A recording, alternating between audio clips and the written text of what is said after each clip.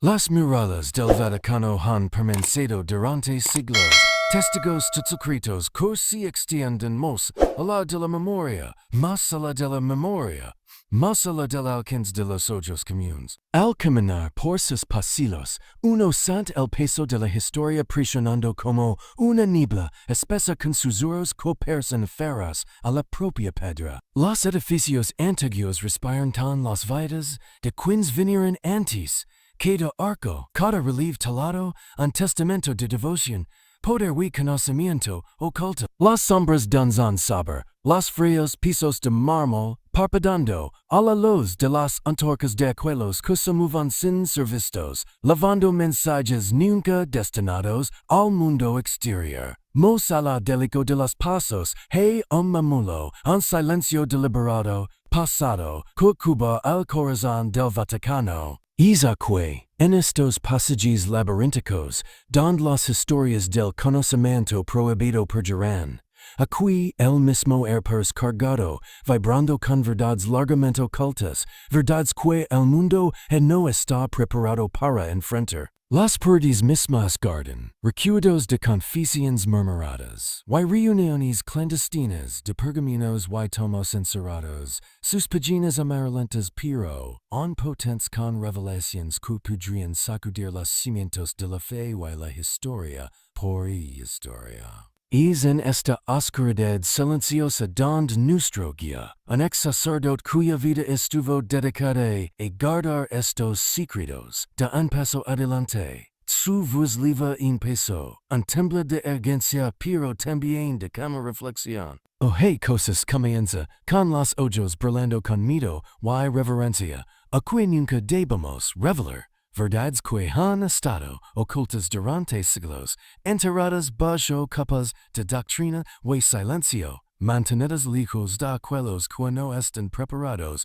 para comprender su magnitud. Su confusión no es de rebelión sino de advertencia, un eco de las cámaras internas, donde el conocimiento es tanto andante como una carga. Más profundo en el Vaticano yacen las bóvedas ocultas, una red de habitaciones tan bien protegidas que la mayoría nunca las ha visto. Detrás de hierro y inscripciones en lenguas olvidadas por el tiempo, reliquias, manuscritos y artefactos acumulan el peso de secretos demasiado peligrosos para ver la luz del día. El aire dentro de estas cámaras es espeso con el aroma de pergamino y soja, los restos de siglos de devoción y vigilancia. Cada objeto cuenta una historia de poder, de influencia, de ideas consideradas tan peligrosas que solo unos pocos selectos podían siquiera tocarlas. El ex sacerdote se detiene, su mirada distante, como si escuchara las conversaciones silenciosas entre la piedra y el espíritu. Habla de textos retirados de la vista pública, de historias revisadas, de conocimientos supremados, no por malevolencia, sino por protección del mundo ante verdades demasiado vastas para soportar. Cada susurro que relata es una leve, desbloqueando fragmentos de en rompecabezas demasiado inmenso para una sola mente humana. Y aún así, enfatiza el tiempo de precaución está cambiando. Los secretos del pasado se están agitando una vez más, buscando a quienes estén listos para comprender. Listos para despertar a realidades largamente negadas. Dentro de estos pasillos, cada sombra esconde una historia, cada piedra es testigo de la cuidadosa coreografía del silencio. El Vaticano no es simplemente un lugar de fe, es un archivo viviente de los miedos profundos y las aspiraciones más altas de la humanidad. Y mientras el ex sacerdote nos guía por sus pasillos funcionosos, comenzamos a ver que los susurros detrás de los muros no son maros ecos de la historia, son advertencia. Son un llamado a escuchar, a reconocer el poder que poseemos, y a entender que la línea entre revelación y destrucción siempre ha sido peligrosamente delgada. Mucho antes de la grandeza del Vaticano, tal como lo conocimos hoy, la Iglesia era una institución frágil y dispersa. Surgiendo de las cenizas de un imperio romano en ruinas, era un tiempo de caos, incertidumbre y territorios inexplorados. En este clima, el poder se forjaba en silencio. Las primeras, y el reconocimiento en sí mismo era tanto no como un escudo. Lo que se enseñaba a las masas definiría la obediencia. Lo que se ocultaba podía determinar el control, saber el propio destino. El ex sacerdote explica que esta iglesia primitiva no solo estaba consolidando la autoridad espiritual, sino también protegiendo información considerada demasiado potente, demasiado transformadora para el consumo general. Cada carta de los apóstoles, cada registro de milagros o enseñanzas era examinado minuciosamente. Algunos eran celebrados, otros enterrados o reescritos, todo en un esfuerzo deliberado por construir una narrativa que protegiera a la iglesia su vez, a los fieles, de verdades que podrían fracturar la creencia. Y sin embargo, no todo el conocimiento fue destruido. Algunos manuscritos, los libros perdidos de los apóstoles, fueron cuidadosamente retirados de la circulación. Estos textos, que a menudo contienen interpretaciones alternativas de las enseñanzas de Jesús, relatos de milagros omitidos de los evangelios canónicos y revelaciones de prácticas espirituales derivadas del misticismo, fueron considerados demasiado radicales. Porque podrían individuo fomentaban el despertar personal y desafiaban la autoridad centralizada de la iglesia. Los custodios de la iglesia también, que el exceso generalizado pudiera deshacer la jerarquía cuidadosamente construida. El ex sacerdote relata estos textos con reverencia, describiéndolos como leves, hacia una sabiduría que podría iluminar la conciencia humana. Imagina, 10 ideas de amor, en compasión de comprensión divina, articuladas de maneras que los estudiosos modernos ni siquiera pueden imaginar. Textos que enseñaban el potencial de la humanidad para trascender la mera existencia material. Estos libros fueron ocultados no por malicia, sino por la clara conciencia de que la humanidad, sin preparación, podría malinterpretar tal conocimiento, o no comprenderlo en absoluto. Si establecieron guardians de la doctrina, porteros espiritual entrenados en secreto. Su función era mantener el equilibrio entre la revelación y la supresión, asegurando que solo aquellos considerados dignos pudieran extraer a las verdades más profundas. Los iniciados eran evaluados por su sabiduría, claridad moral y humildad, reflejando las antiguas escuelas de misterio. El ex sacerdote enfatiza que esta tradición no era exclusiva del Vaticano. Estructuras similares existirán en culturas y eras diversas, pero en el Vaticano se convirtió en una fuerza centralizada. Un imperio silencioso construido sobre el conocimiento, la observación y la autoridad discreta. A lo largo de los siglos, mientras reinos se alzaban y caían, mientras imperios se expandían y colapsaban, el imperio secreto del Vaticano se fortalecía. No se construyó solo sobre yacimientos, sino sobre archivos, registros y la meticulosa curaduría de información. Cada pergamino, oculto, cada artefacto encerrado, cada ritual preservado se convirtió en un hilo en un tapiz de control. Un tapiz diseñado no solo para proteger a la iglesia, sino también para salvaguardar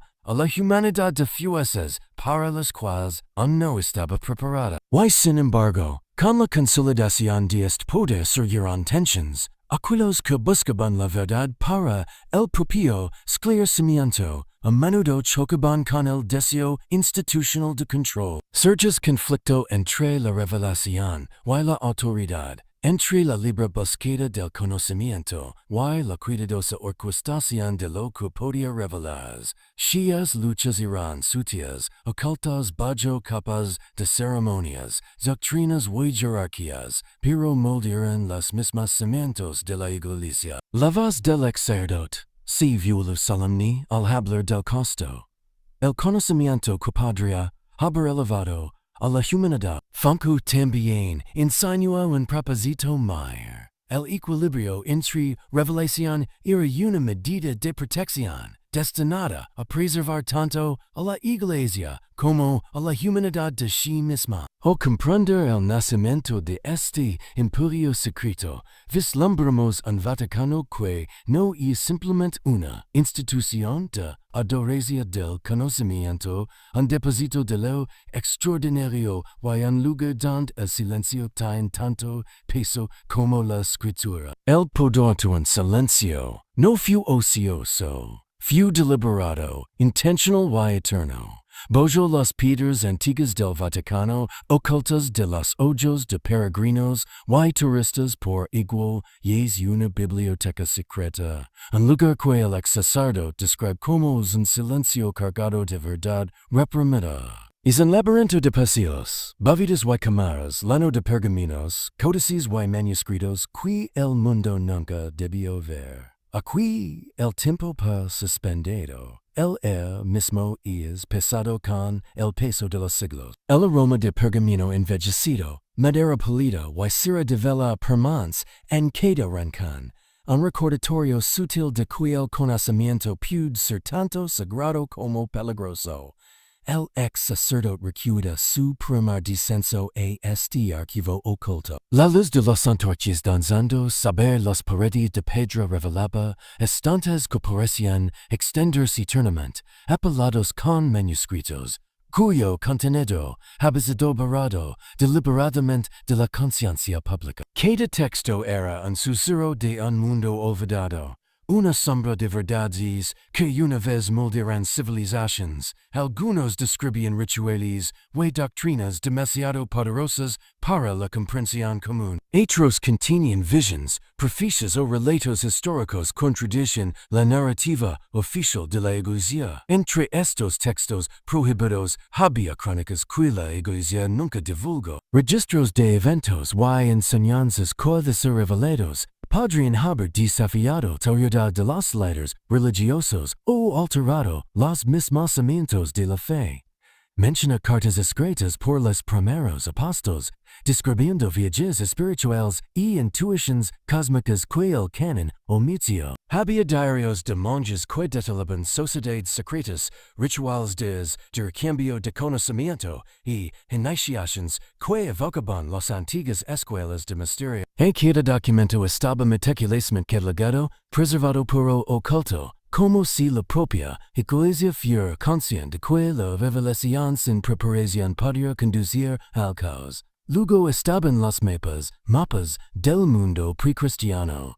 El ex sacerdote los describe como asombrosamente detallados, representando tierras, civilizaciones y cursos de agua que la historia convencional no reconoce. Estos mapas contenían cartas estelares, ciclos cósmicos y alineaciones, sugiriendo que los antiguos poseían un conocimiento de astronomía y matemáticas que rivalizaba con la ciencia moderna. Algunos mapas insinuaban civilizaciones borradas por eventos cataclísmicos, su sabiduría casi perdida para el tiempo. La precisión de estos artefactos sugería que la Iglesia, en su afán por controlar la narrativa, había elegido suprimir no solo conocimiento religioso, sino también comprensión histórica y científica. Lo que resulta particularmente inquietante, advierte, es el propósito detrás del ocultamiento. Estos textos no fueron escondidos para proteger únicamente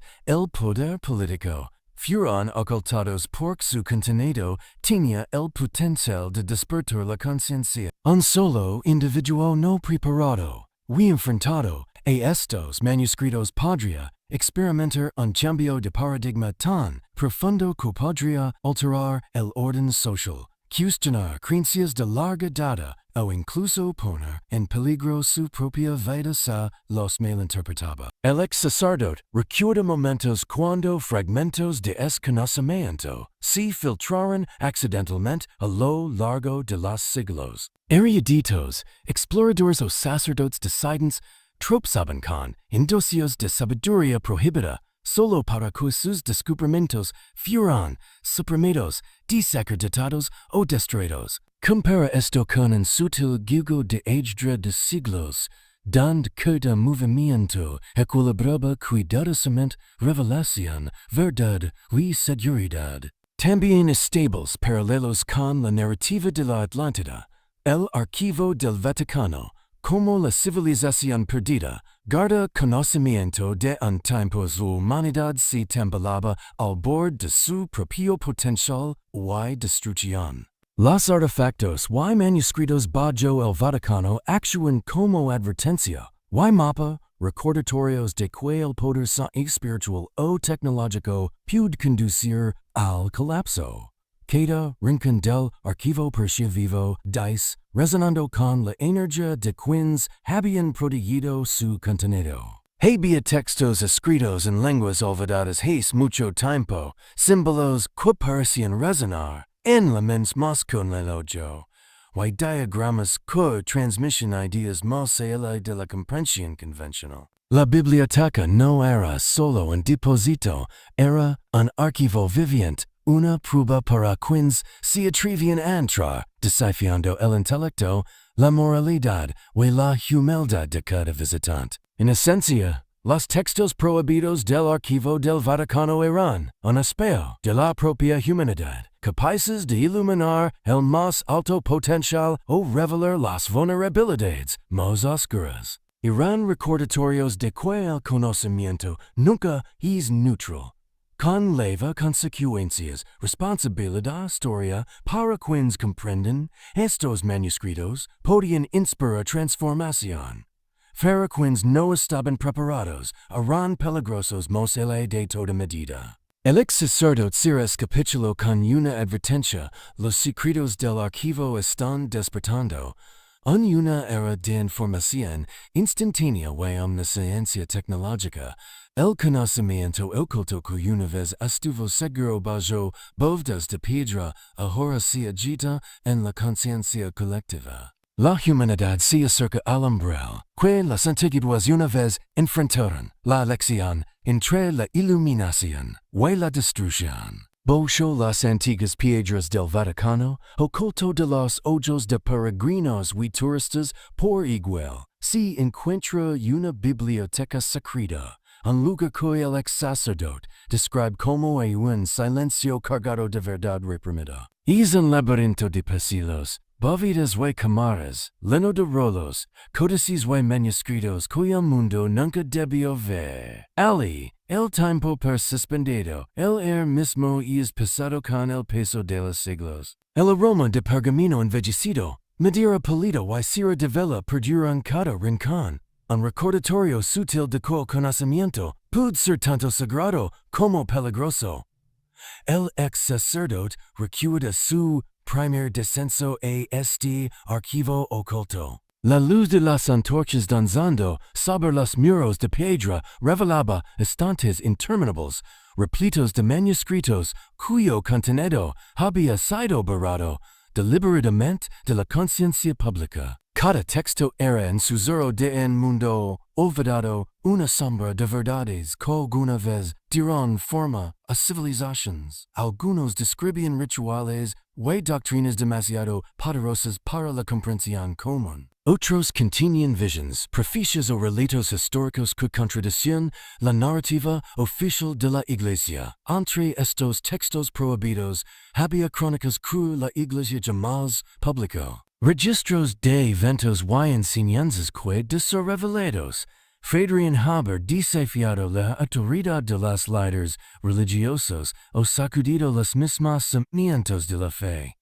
En cartas escritas por los primeros apóstoles que describían viajes espirituales y intuiciones cósmicas que el canon omitió. Había diarios de monjes que detelaban sociedades secretas, rituales de intercambio de conocimiento y iniciaciones que recordaban a las antiguas escuelas de misterio. Cada documento estaba meticulosamente catalogado, preservado para oculto, como si la propia iglesia supiera que una revelación sin preparación podría conducir a cosas. Luego estaban los mapas del mundo precristiano. El ex sacerdote los describe como sorprendentemente detallados, mostrando tierras, civilizaciones y vías fluviales que la historia convencional no reconoce. The mapas contenían cartas estelares, ciclos cósmicos y alineamientos, sugiriendo que los antiguos poseían un conocimiento de astronomía y matemáticas que rivaliza con la ciencia moderna. Algunos mapas insinuaban civilizaciones borradas por eventos cataclísmicos, su sabiduría casi perdida en el tiempo. La posición de estos artefactos sugería que la iglesia, en su afán por controlar la narrativa, había elegado suprimir no solo conocimiento religioso, sino también comprensión histórica y científica. Lo más escalofriante, advierte, es el propósito detrás del ocultamiento. Estos textos no fueron escondidos para proteger únicamente el poder político.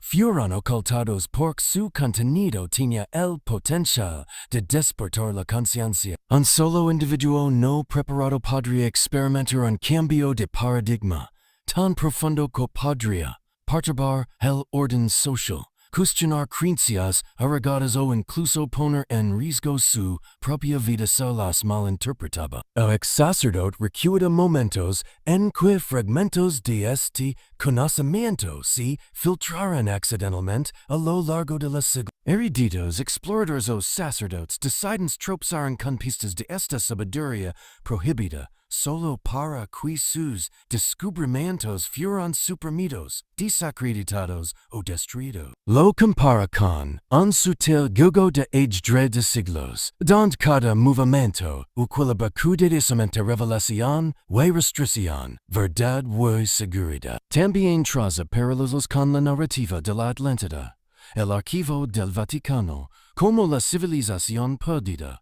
Guarda conocimiento de un tiempo en que la humanidad se balanceaba al borde de su propio potencial de destrucción. Los artefactos y manuscritos bajo el Vaticano actúan como advertencia y como mapa, recordatorios de que el poder sin control, ya sea espiritual o tecnológico, puede conducir al colapso.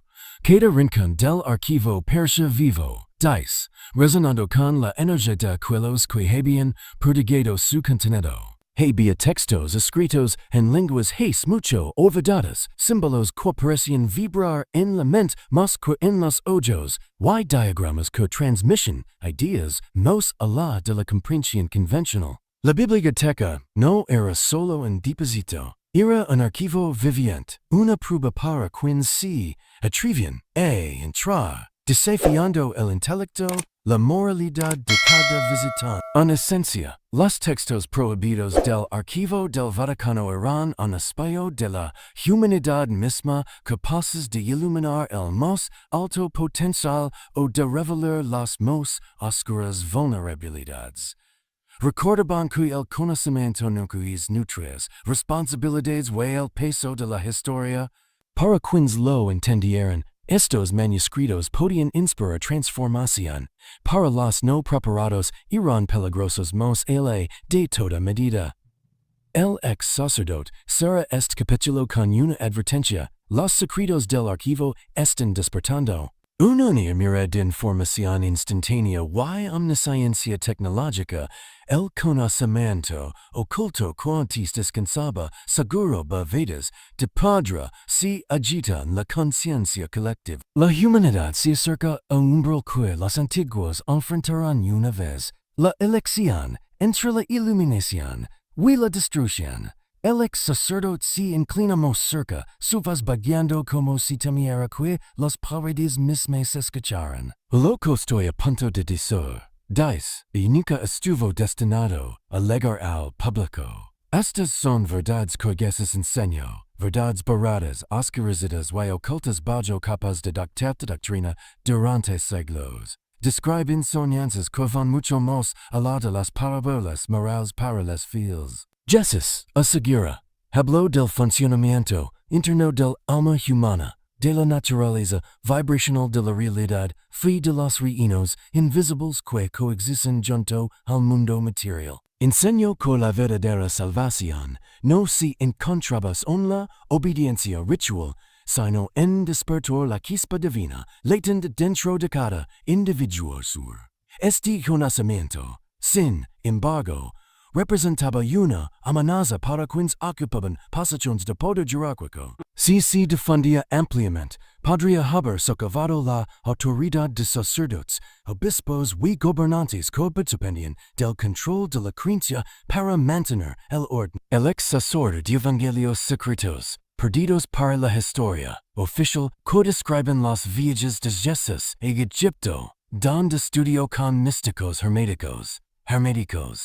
Ali absorbió enseñanzas de alquimia, numerología y ciclos cósmicos. Símbolos de los textos egipcios antiguos, explica si reflejan en sus escritos, símbolos de vida, muerte y renacimiento, de la unidad de materia y espíritu. Jesús integró estos conceptos, entrelazándolos en parábolas que parecían simples pero que, en verdad, contienen lecciones codificadas para quienes estaban preparados para percibir su significado más profundo.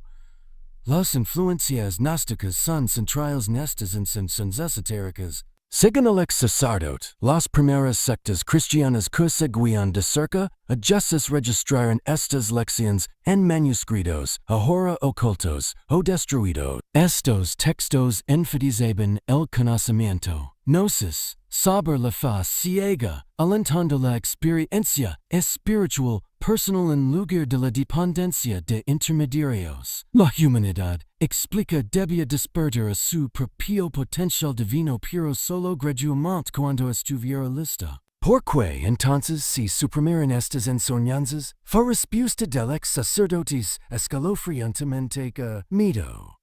Miedo al poder descentralizado, miedo a la iluminación, extendiéndose más allá del control, miedo de que la humanidad comprendiera verdades demasiado poderosas para mentes no preparadas. La Iglesia, al consolidar su autoridad, consideró necesario silenciar estas enseñanzas para mantener el orden y el control. Si codificaron doctrinas, si quemaron libros, y si silenciaron rebeldes espirituales. Lo que queda son solo fragmentos, escondidos en textos, oscuros, codificados en símbolos, susurrados en tradiciones secretas. El ex sacerdote guía al oyente través de los restos que sobrevivieron. Describe un enfoque ritualista para aprender estas verdades. Prácticas meditativas, contemplación de geometría sagrada y el estudio disciplinado de parábolas desde una perspectiva simbólica. Los iniciados en esta comprensión no eran solo seguidores, eran buscadores, filósofos y guardianes del conocimiento destinado a protegerlos y transmitirlos de manera responsable. Lo más sorprendente, revela, es la universalidad de estas lecciones.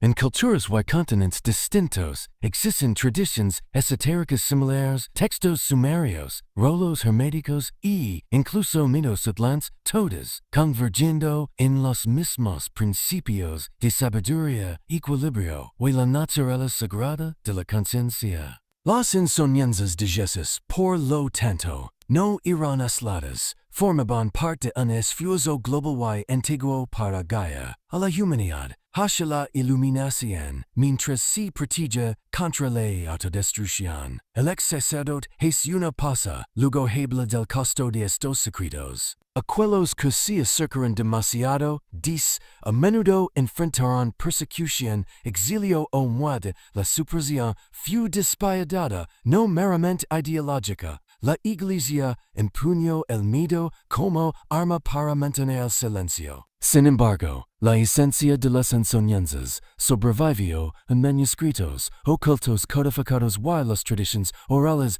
de pequeños grupos clandestinos contentes su importancia.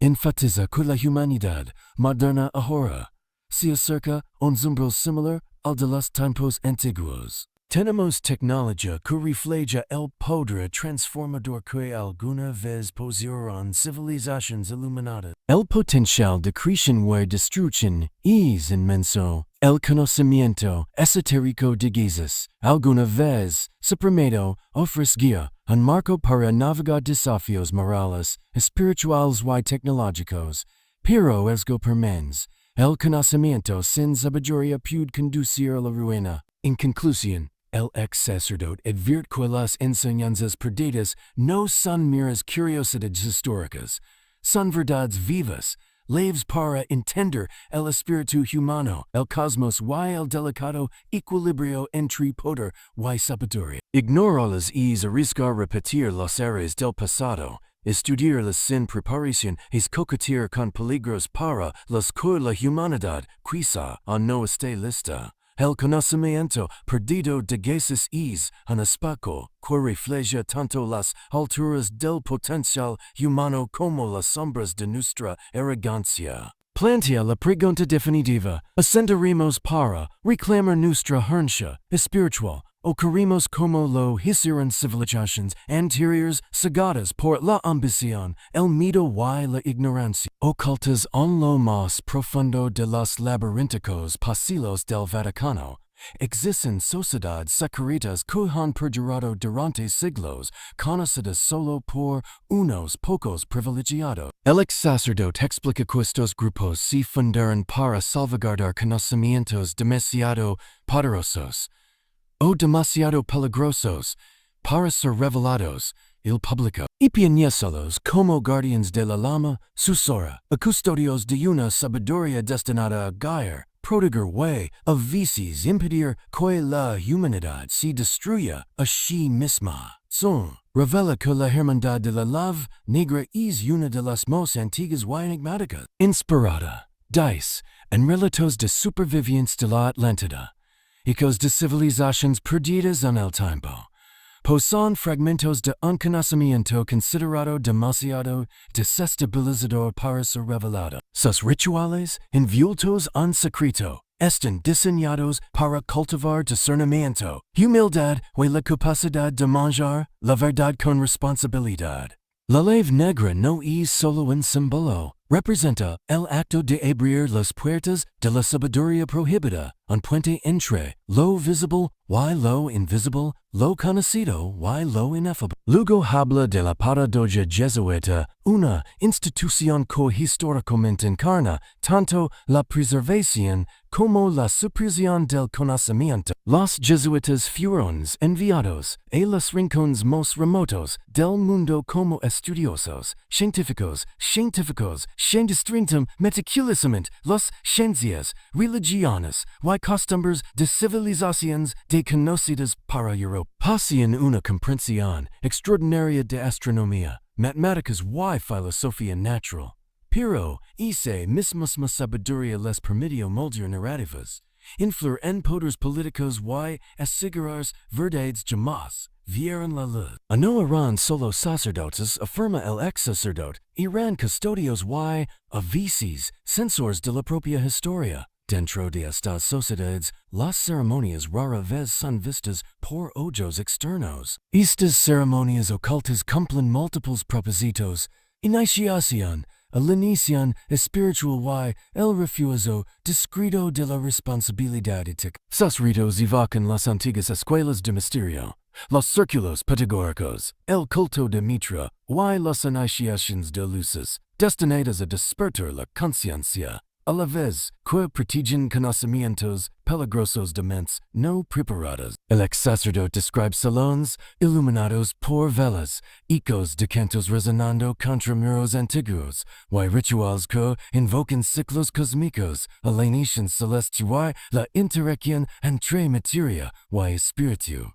explica también cómo estas sociedades funcionan como un sistema interno de equilibrio. Cada miembro aprende a reconocer la seducción del poder. Why? La corrupción que provocar. Solo quienes demuestran una disciplina inquebrantable pueden ascender a niveles superiores de éxito. Son un escudo y una espada, guardan secretos de quienes podrían usarlos mal. Y ejercen influencia para mantener el balance. El ex sacerdote relata momentos históricos en los que estas sociedades intervenían sutilmente en eventos globales. Decisions, alianzas y incluso conflictos fueron guiados desde las sombras por individuos que comprendían las consecuencias de divulgar o suprimir ciertos conocimientos, aunque su existencia permanece invisible para las historiadoras. Sus huellas están dispersas a lo largo de siglos de historia eclesiástica,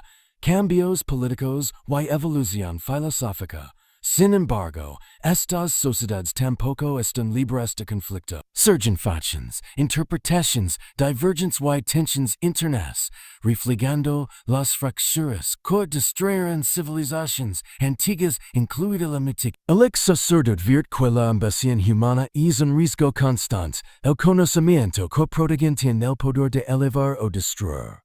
Comprender a estas sociedades secretas es esencial para entender la narrativa más amplia del conocimiento oculto dentro de la Iglesia. No eran entidades malignas, eran guardianes que operaban en las sombras para guiar a la humanidad en tiempos turbulentos. Finalmente, insinúa que estas sociedades aún existen. Sus métodos han evolucionado.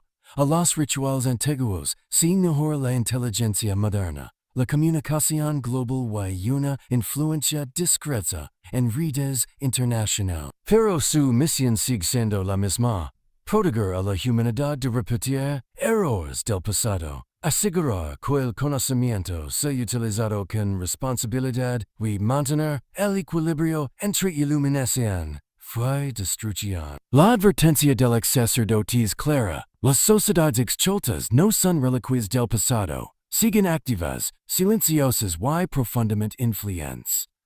Reliquias, documentos y evidencia antediluviana, en lo más profundo de las cámaras secretas del Vaticano reposan reliquias cuyos orígenes desafian toda explicación, remanentes de civilizaciones anteriores a la historia registrada. No son simples objetos religiosos, dice el ex sacerdote, son recipientes de sabiduría perdida. Las reliquias ocultas se distribuyen por bóvedas secretas y cámaras climatizadas. Algunas llevan inscripciones en lenguas desconocidas, patrones geométricos y símbolos que sugieren conocimiento esotérico. Otras son herramientas misteriosas de precisión inexplicable. Solo unos pocos académicos han podido verlas. Los documentos de linaje revelan conexiones entre figuras religiosas y reales, alianzas destinadas a conservar el acceso a un conocimiento sagrado. Sus implicaciones son inmensas: poder, fe y sabiduría entrelazados deliberadamente a lo largo de la historia. La evidencia prediluviana incluye tablelas, telados y fragmentos arquitectónicos procedentes de civilizaciones destruidas por cataclismos. Algunos objetos muestran una maestría que la tecnología moderna se iguala. Estas reliquias son advertencias silenciosas, recordatorios de civilizaciones que alcanzarán alturas extraordinarias antes de ser destruidas por su propia arrogancia. Proficias ocultas del Vaticano. En los archivos privados del Vaticano reposan proficias que nunca se hicieron públicas. No son predicciones vagas, sino advertencias detalladas y profundamente espirituales. La más famosa es el tercer secreto de Fátima, cuya versión completa describe un mundo al borde del colapso. Guerras, desastres naturales, terrenos y sufrimiento masivo. Son símbolos de patrones que la humanidad repite una y otra vez. Otras profecias hablan de colapso ambiental, decadencia espiritual y peligros tecnológicos. No pretenden infundir miedo, sino ofrecer una oportunidad para corregir el rumbo. ¿Por qué fueron ocultadas? Para evitar pánico, preservar jerarquias y proteger verdades incómodas, muchas fueron codificadas en símbolos, art y rituales para que solo los iniciados pudieran comprenderlas. El ex sacerdote concluye que estas profecías no hablan solo del futuro, sino de nosotros mismos. Son espejos que muestran potencial humano para la grandeza o la destrucción o luz.